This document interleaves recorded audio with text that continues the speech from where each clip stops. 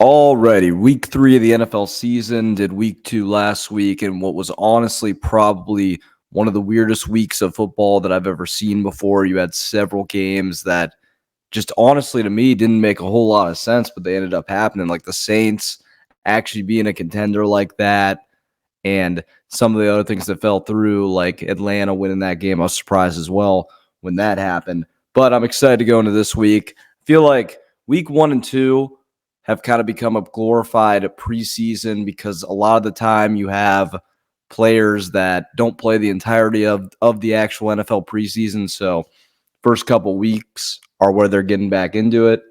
But we're going to start with the Patriots versus the Jets. And this is a game where Patriots have been playing decent recently. They've been playing all right, but I think the Jets win this game. They didn't really impress me against Tennessee, but I think they kind of bring it into gear here. I think it'll be 24-17. That's my prediction on this in the favor of the Jets. That would cover the Jets spread just by half a point. So going to take the Jets in that one. Going on to the next game, we have the New York Giants versus the Cleveland Browns.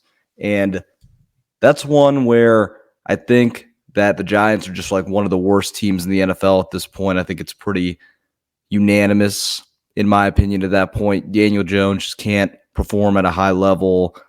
The Browns had a good bounce-back win. As I predicted, they beat the Jacksonville Jaguars. It was very close, but they didn't end up getting the win. They have a spread of 6 in this one. So I'm going to take them 30-14. I think they get a big win. I think they put up some points. Sean Watson looked a little bit better in the other game. Going to take him in this one. Next up, we have the Green Bay Packers versus the Tennessee Titans. And Green Bay shocked me last week where they took Malik Willis and they won. I think it shows how good of a play caller and a scheme guy LaFleur is. And that's why I'm going to take the Green Bay Packers. I'm going to take them 21-18 in this game. Tennessee favored at this point by 3 points. They have the spread at -3 in Tennessee's favor. But I think Green Bay wins the game 21-18 in a closer battle. Next up, we have the Bears versus the Colts. And the Colts, I just feel like at this point, they got to be due for a victory. The Bears have looked a little shaky on offense. Their defense is honestly, in my opinion, one of the top units in the NFL, in my opinion. They've played really good lights out. But I think the Colts finally get one with Anthony Richardson. Don't fall into that 0-3 huge hole. And that's why I think the final score of that one will be 24-21. Next up, the C.J. Stroud-led Texans versus the Sam Darnold-led Vikings, who have been another huge surprise within this NFL year with Sam Darnold playing as well as he is. They're 2-0. But I think the Texans still win this game 31-24, but I think it's a lot closer than people think. I think that it's a battle all the way through, and I think the Texans just win it at the very end to improve to 3-0. Next up, we have the Eagles versus the Red Hot Saints, and Saints have been impressive recently. Derek Carr's playing pretty well, playing a really good game. The Eagles' defense has been really rough recently. Their defense could limit them from having a shot to win the Super Bowl, in my opinion. It hasn't been great. Offensively, though, they've been pretty solid. Obviously, they're a Barkley catch away from being 2-0 in this position.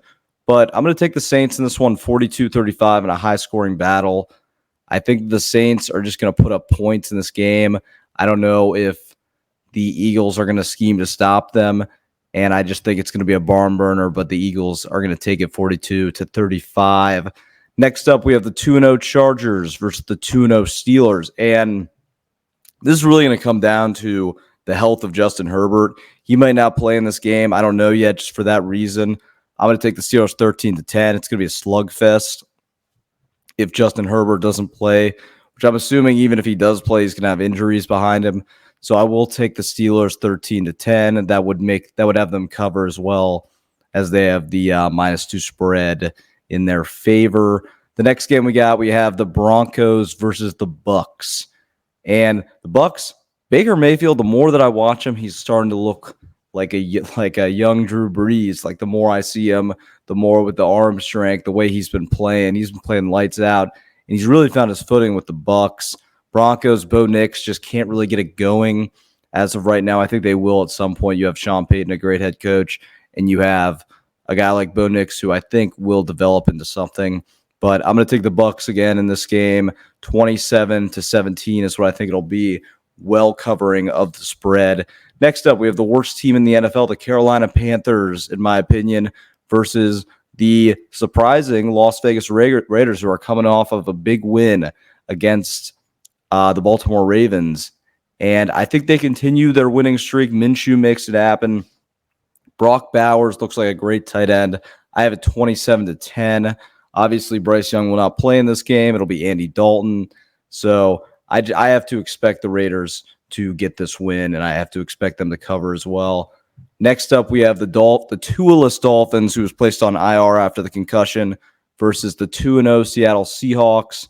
And I'm going to take Seattle, but I'm going to take it in a tight game. I'm going to take them in a 24-21 win, which will actually improve Geno Smith and the Seattle Seahawks to 3-0, in my opinion. But I don't think they cover their spread of 4.5. Next up, we have, in my opinion, the most crucial game of the entire weekend, the Ravens versus the Cowboys. Both teams, in my opinion, need this win. Ravens a little bit more so need it. I'm going to take Baltimore in this game to beat the Cowboys. I think Lamar Jackson runs all over. I think they sense the urgency. He plays historically great against teams in the NFC. I think he's only lost a regular season twice in his entire career to NFC teams. So I'm going to take them in a very close game. I'm going to take them 31-28 over the Cowboys. Should be a really good one. 49ers-Rams is the next game, and I'm taking the 49ers 30-17. Not a lot to say about this game. The Rams don't have a lot of their O-linemen. They don't have Puka Nacua. Now they don't have Cooper Kupp. They're just in a bad spot. And it might go down as a year that's just riddled for injuries with them. So 30-17, 49ers. Next up, Lions-Cardinals. And a game that's actually a lot more interesting than you think. Marvin Harrison Jr. playing a lot better as it's been. But I still think the Lions, really quality roster, really quality team. I think they edge out a victory 24-21.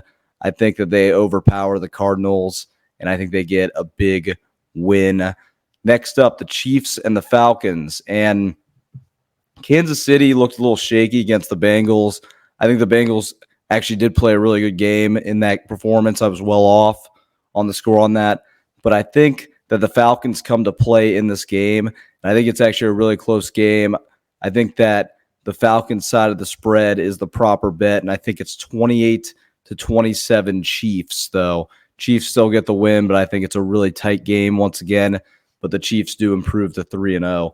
Next up, I have the 0-2 Bengals versus the Washington Commanders, who are actually, as it sits right now, currently in first place of their division.